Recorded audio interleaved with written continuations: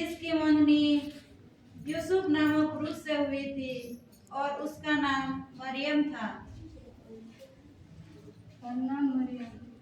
इन सब सुनकर मरियम घबरा गई और इन सबों के बारे में मरियम सोच ही रही थी कि तभी स्वर्गदूत ने उससे कहा, मरियम मत डर, मैं गब्रियल दूत तेरे लिए सुसमाचार लाई हूँ।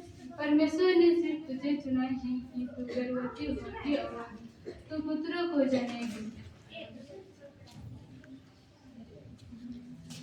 ईश्वर ने मुझे भेजा है, ये कैसे हो सकता है? मैं तो कुंवारी हूँ। परमेश्वर के लिए सब कुछ संभव है और तू गर्भवती होगी और पुत्र को जन्म देगी और उसका नाम यीशु रखना। देखिए, बुढ़ापा में आपके कुटुंब ने एलिजाबेथ का भी यहाँ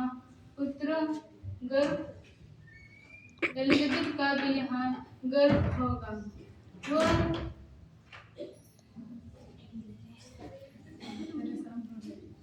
देखिए, मैं प्रभु की दासी, आपका कथन मुझ में पूरा हो। यह कहकर स्वर्गदूत यहाँ से चला गया।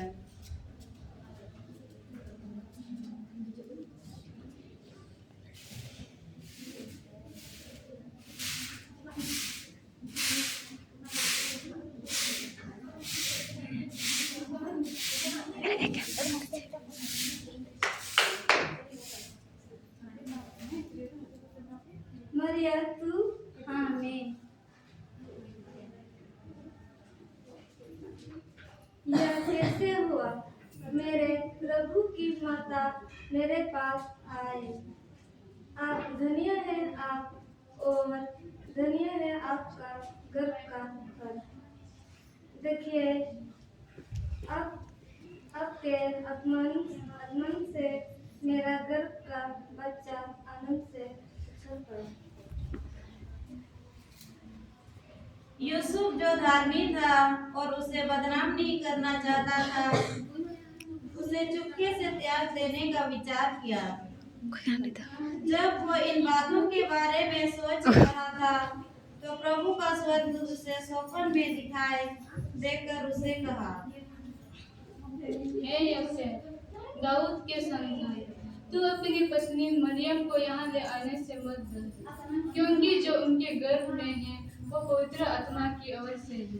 वो पुत्र को प्रसव करेगी और उसका नाम इमानुएल रखना, क्योंकि वह अपने लोगों को उनके पापों से प्रसव करेगी। इतना कहकर स्वर्गदूत वहां से चला गया। ये कैसा सपना था? क्या यह सच हो सकता है?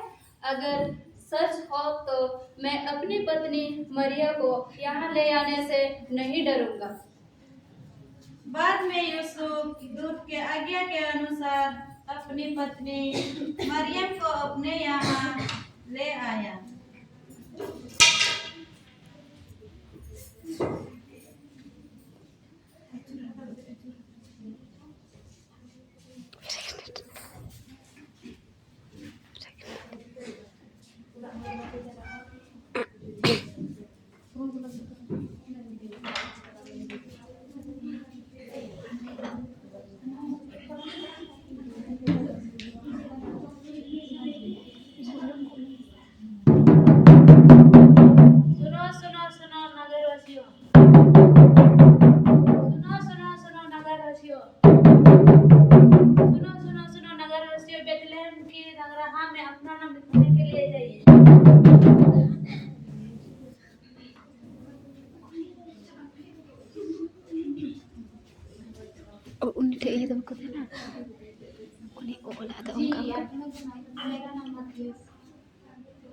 मेरे पत्नी का नाम मोनिका।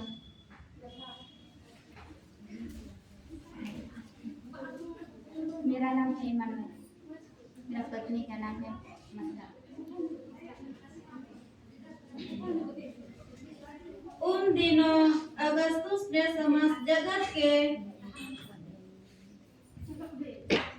लोगों की जनगणना के लिए आज्ञा दी। यह पहली जनगणना भी थी, जब सभी लोग अपना नाम लिखवाने के लिए अपने अपने नगरों में लौटने लगे थे। यूसुफ और मरियम भी अपना नाम लिखवाने के लिए नाजरत से बेथलेहम गए। जी, आप दोनों का नाम बताइए। मेरा यूसुफ और ये मेरी पत्नी मरियम। वे बेथलेहम में ही थे, तभी मरियम के गर्भ के दिन पूरे हो गए थे। यूसुफ और मरियम आश्रय ढूंढने लगे।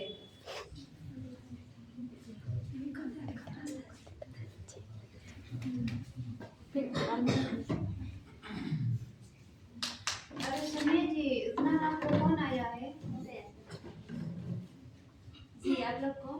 मैं यूसुफ, ये मेरी पत्नी मरियम। मेरी पत्नी मरियम गर्भवती है। क्या आज रात टहलने के लिए यहाँ कोई जगह मिलेगा? नहीं नहीं, यहाँ कोई जगह नहीं है, आप लोग आगे देख लीजिए।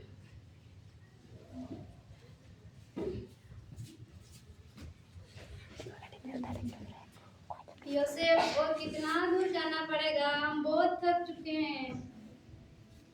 वो पहुंच रहा है। मरियम, थोड़ा सब्र करो। आगे एक घर दिख रहा है, वहाँ हम दोनों पूछ लेते हैं।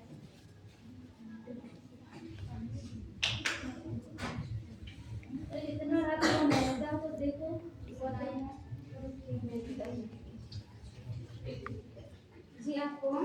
मैं यूसुफ, ये मेरी पत्नी मरियम। मेरी पत्नी मरियम गर्भवती है। क्या आज रात ठहरने के लिए यहाँ जगह मिलेगा? नहीं नहीं, जगह नहीं है, आप आगे देख लीजिए।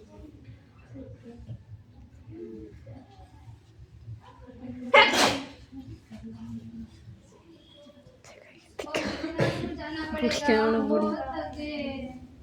बहुत दर्द कर रहा है। थोड़ा सब्र करो मरियम, यहाँ एक घर दिख रहा है, यहाँ पूछ लेते हैं। इतना रात को हो आया है।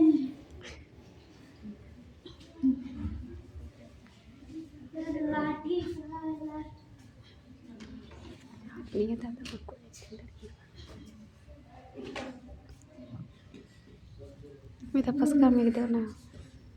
जी, आप लोग कौन है? मैं यूसुफ, ये मेरी पत्नी मरियम। मेरी पत्नी मरियम गर्भवती है। क्या आज रात ठहरने के लिए यहाँ जगह मिलेगा?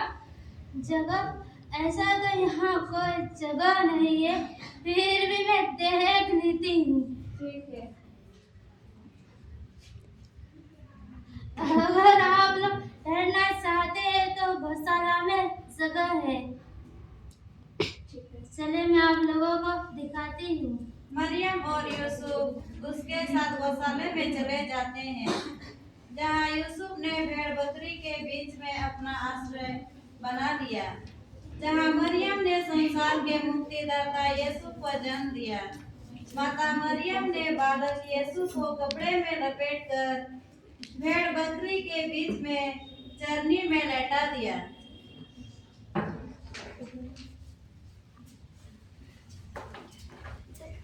ईसा मसीह का जन्म यहूदियों का बेथलेहम में हेरोदेस राजा के समय में हुआ था। ज्योतिषी यरूशलेम में आकर पूछने लगे, जी, आप लोग कौन? जी, हम लोग ज्योतिषी महाराज से मिलने आए हैं। नहीं नहीं, आप लोग राजा से नहीं मिल सकते हैं। महाराज के लिए शुभ समाचार लाए हैं। प्रणाम महाराज। प्रणाम। महाराज, आपसे मिलने कोई आया है। जी, आज्ञा है। जो आ गया महाराज। ठीक है, आप लोग जा सकते हैं। प्रणाम महाराज। प्रणाम। यहूदियों का राजा जिसका जन्म हुआ है वो कहाँ है? कौन राजा? दुनिया का सबसे बड़ा राजा तो मैं हूँ, क्योंकि हमने पूर्व में उसका तारा देखा है और उसको प्रणाम करने आए हैं। जाओ और उस बालक के विषय में ठीक ठीक पता करो और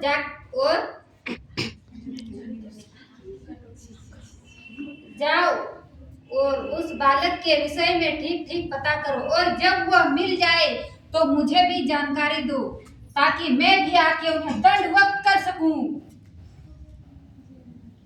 ज्योतिषी वहां से चले गए और जिस तारे को उसने देखा था वो तारा फिर से दिखाई देने लगा और वे तारे के पीछे पीछे चलने लगा। वो तारा बेथलेहम के गौशाले के ऊपर शहर थे जहाँ संसार के ईसा मसीह का जन्म हुआ था। ज्योतिषी ने बालक यीशु को सोना, लोबान और गंधरस की भेंट चढ़ाई और उन्हें झुककर प्रणाम किया।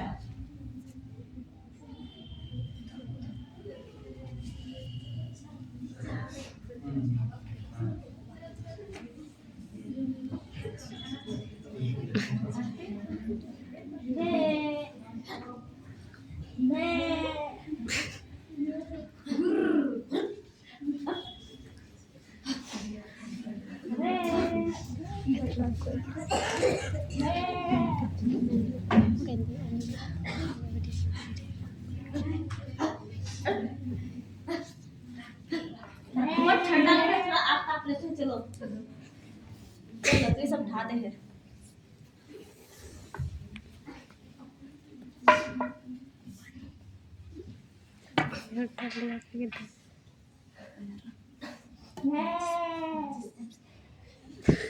अरे मेरे पास तो बचस नहीं है, तुम्हारे पास है क्या?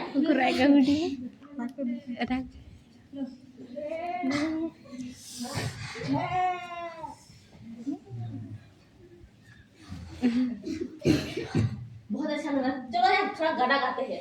चलो। चलो तुम गाना। अरे अरे यार तुम ही गाना गाओ। परदेसी परदेसी आना नहीं जाना नहीं होगा, जाना नहीं होगा। आना है। परदेसी परदेसी आना नहीं, मुझे छोड़ के दिल तोड़ के। हाँ बहुत अच्छा लगा। चलो यार तुम गाना।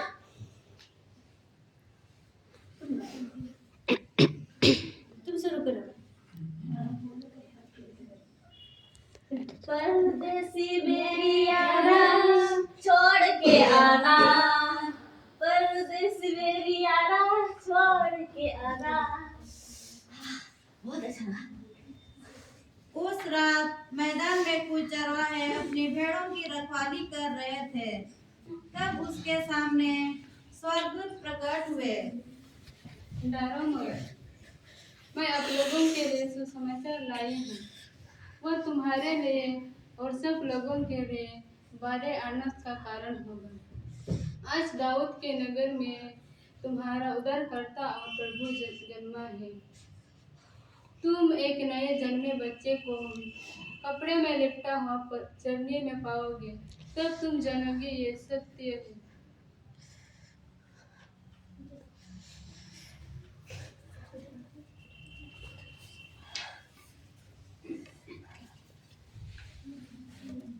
अरे तुम दोनों को कैसे सुना दिया? अरे मैंने सुना एक बालक जंगल में जन्म लिया है। अरे नहीं, मैंने सुना एक बालक मग में जन्म लिया है। नहीं ऐसा नहीं। एक बालक बेथलेहम के दाऊद नगर में जन्म लिया है, वो भी गौशाला में। गौशाला में? चलो चल कर प्रणाम करते। चलो चलो प्रणाम करते हैं।